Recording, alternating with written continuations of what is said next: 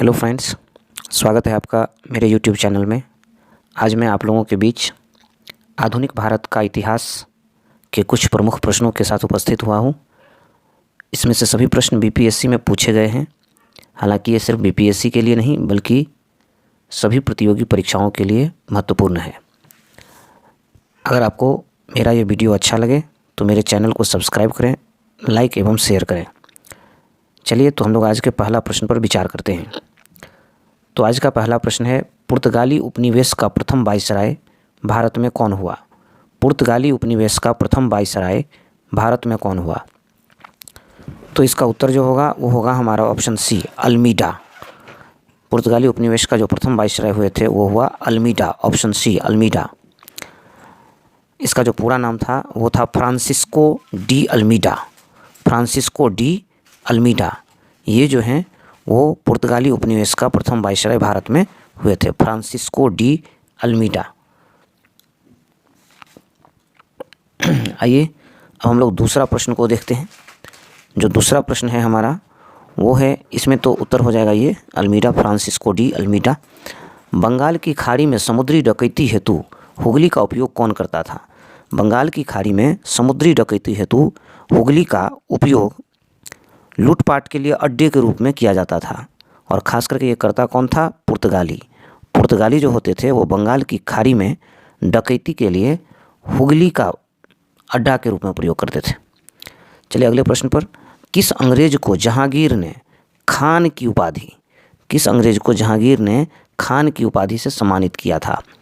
तो खान की उपाधि जो दिया गया था जहांगीर के द्वारा, उस अंग्रेज का नाम है हॉकिंस को। हॉकिंस को जो यहाँ हॉकिंग लिखा गया है, आप स्पेलिंग में कुछ त्रुटि हो सकती है क्योंकि मैं मुंह से बोलकर टाइप करता हूँ, तो यहाँ हॉकिंस होगा। हॉकिंस को जहांगीर ने खान की उपाधि दिया था। अब आ गया बात भारत में, देखिए आगे पेज को ले चलते हैं हम।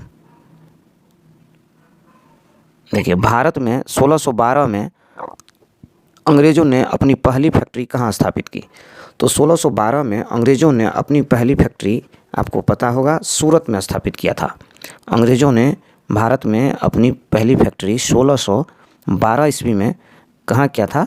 सूरत में। कहाँ पर स्थापित किए थे वो? सूरत में। सूरत में अंग्रेज़ों ने अपनी पहली फैक्ट्री स्थापित किए थे, सूरत में। ध्यान देंगे, इसका जो उत्तर होगा वो होगा सूरत। 5वां नंबर क्वेश्चन पर, किस मुग़ल शासक के समय में सर थॉमस रो भारत आया? सर थॉमस रो किस मुग़ल शासक के शासनकाल में भारत आया था? तो इसका जो सही उत्तर होगा वो होगा आपका जहांगीर, जो ऑप्शन सी में है। सर थॉमस रो जो भारत आए थे उस समय में मुग़ल शासक जहांगीर थे। सर थॉमस रो ब्रिटेन के राजा जेम्स प्रथम के दूत के रूप में सितंबर 1615 ईस्वी में सूरत पहुंचा था। उसके बाद अगला प्रश्न पर चलते हैं हम लोग, 6 नंबर प्रश्न पर। डच सिंधिया कंपनी के किस वर्ष अपनी फैक्ट्री पटना में स्थापित की? और ये जो है ना, डच सिंधिया जो लिखा गया है सो थोड़ा सा गलत है। ये जो सिंधिया है ये गलत है, डच ईस्ट इंडिया कंपनी होगा। डच ईस्ट इंडिया कंपनी ने किस वर्ष अपनी फैक्ट्री पटना में स्थापित की? तो डच ईस्ट इंडिया कंपनी ने 1632 ईस्वी में, कितने ईस्वी में? 1632 ईस्वी में पटना में अपनी फैक्ट्री की स्थापना की। देखिए इसका कोई प्रमाण जो है बुक में नहीं मिला है, पर बीपीएससी ने इसका उत्तर 1632 दिया था और इस हिसाब से हम लोग इसको 1632 आंसर लगा रहे हैं। चलिए 17 नंबर प्रश्न पर हम लोग बढ़ते हैं आगे। जो 17 नंबर क्वेश्चन है, 7 नंबर क्वेश्चन है, 17 कह दिए, 7 नंबर। 1760 का प्रसिद्ध बांडीवास का युद्ध अंग्रेज़ों के द्वारा किसके खिलाफ लड़ा गया था? 1760 ईस्वी का जो बांडीवास का युद्ध था वो अंग्रेज़ों द्वारा फ्रांसीसी के खिलाफ लड़ा गया था। ऑप्शन ए में है, आप देख सकते हैं, ऑप्शन ए में है फ्रांसीसी के खिलाफ। अंग्रेज़ जो बांडीवास का युद्ध लड़े थे वो किसके खिलाफ लड़े थे? फ्रांसीसी के खिलाफ लड़े थे। 1760 ईस्वी की ये बात है। 1760 में हुआ था कौन सी लड़ाई? बांडीवास का युद्ध। और अंग्रेज ने लड़ा था किसके खिलाफ? फ्रांसीसी के खिलाफ। चलिए क्वेश्चन नंबर 8 को देखते हैं। यूरोप वासियों को सर्वोत्तम सोडा और अफीम कहाँ से प्राप्त होता था? यूरोप वासियों को सर्वोत्तम सोडा और अफीम ये प्राप्त होता था बिहार से। कहाँ से प्राप्त होता था? बिहार से। सर्वोत्तम सोडा और अफीम ये कहाँ से प्राप्त होता था? बिहार से। चलिए नम्मा क्वेश्चन, अंग्रेजी शासनकाल में भारत का कौन सा क्षेत्र, ये क्षेत्र का स्पेलिंग गलत है, भारत का कौन सा क्षेत्र अफीम उत्पादन के लिए प्रसिद्ध था। अब यहीं पर देख सकते हैं सोरा और अफीम सबसे ज़्यादा मिलता था बिहार से, तो निश्चित रूप से बिहार जो है अफीम उत्पादन के लिए प्रसिद्ध था। अफीम उत्पादन के लिए कौन प्रसिद्ध था? बिहार। अगले प्रश्न की ओर बढ़ते हैं। कहता है इलाहाबाद की संधि के बाद रॉबर्ट क्लाइव ने मुर्शिदाबाद का उपदीवान किसे बनाया था? इलाहाबाद संधि के बाद रॉबर्ट क्लाइव ने मुर्शिदाबाद, पश्चिम बंगाल में है, का उपदीवान किसे बनाया था?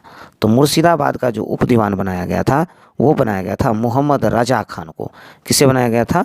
मोहम्मद रजा खान को, ऑप्शन नंबर ए में। बढ़ते हैं अगले प्रश्न की ओर। 11 नंबर प्रश्न देखिए, कहता है रंजीत सिंह ने सुप्रसिद्ध कोहिनूर हीरा कहाँ से प्राप्त किया था? देखिए रंजीत सिंह ने सुप्रसिद्ध कोहिनूर हीरा कहाँ से प्राप्त किए थे? तो ये क्वेश्चन जितना इम्पोर्टेंट है उस हिसाब से इसे बहुत ही ज़्यादा ध्यान देने की ज़रूरत है। रंजीत सिंह को सुप्रसिद्ध कोहिनूर हीरा शाह शुजा से प्राप्त हुआ था। किससे प्राप्त हुआ था?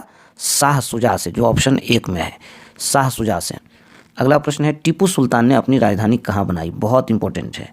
टीपू सुल्तान ने अपनी राजधानी कहाँ बनाई? तो श्रीरंगपट्टनम में। कहाँ पर उसने अपनी राजधानी बनाई? श्रीरंगपट्टनम में। कौन? टीपू सुल्तान। टीपू सुल्तान। चलिए क्वेश्चन नंबर 13 पर बढ़ते हैं। क्वेश्चन 13 जो है, अंग्रेज़ों को श्रीरंगपट्टनम की संधि किसके साथ की थी? अंग्रेज़ों ने श्रीरंगपट्टनम की संधि किसके साथ की थी? तो अंग्रेज़ों ने श्रीरंगपट्टनम की संधि निश्चित रूप से श्रीरंगपट्टनम से टीपू सुल्तान संबंधित थे, इसीलिए यहाँ पर भी उत्तर क्या हो जाएगा? सी नंबर, टीपू सुल्तान। इसका सी नंबर उत्तर हो जाएगा टीपू सुल्तान। तो इस तरह से हम लोगों ने अभी 13 प्रश्न को देखे हैं जो काफ़ी महत्वपूर्ण है। मैं इसी तरह सीरियली ही आगे बढ़ता रहूँगा और ये क्वेश्चन बैंक है, इससे आगे का प्रश्न मैं अगली वीडियो में बनाऊँगा। ठीक है, अच्छा लगे तो मेरे वीडियो को सब्सक्राइब करें, चैनल को सब्सक्राइब करें, वीडियो को लाइक एवं शेयर करें। धन्यवाद।